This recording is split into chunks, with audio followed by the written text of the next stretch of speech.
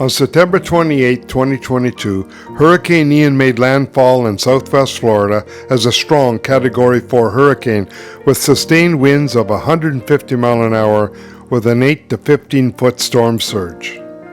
Early rumors swirled that Ian's devastation had taken out the Sanibel Lighthouse, but the next morning it was clear it had survived. The lighthouse had lost a leg and some other parts, but still stood tall amongst the devastation. The keeper cottages adjacent to the lighthouse were lifted away by the storm surge and did not survive.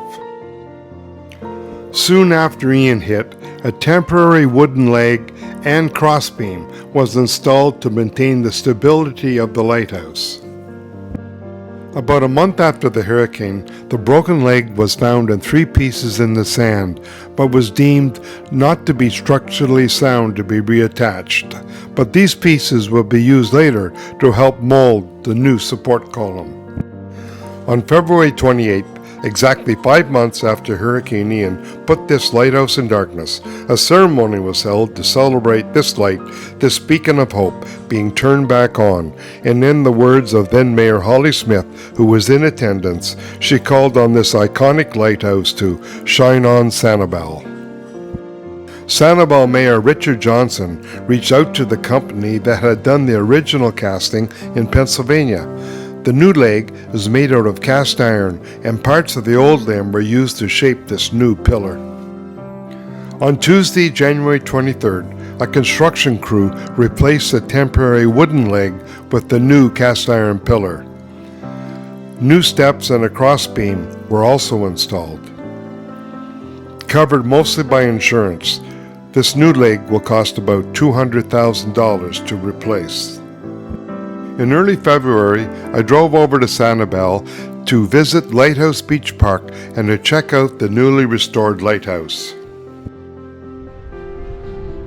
As I approached the lighthouse, it was quite noticeable: the new cast iron leg, the new crossbeam and ladder, all painted in a light gray primer.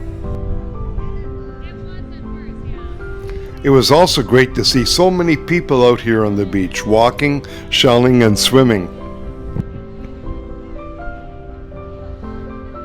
The contractor selected has made the new leg exactly like the other legs of the lighthouse, maintaining the same look that it had and its historical value. The lighthouse is enclosed inside a security fence during this reconstruction period.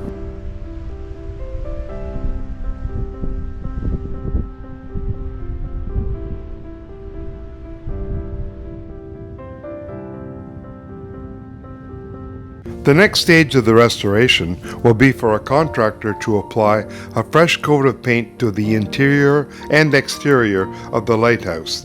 This will bring the total cost closer to $600,000 for its restoration.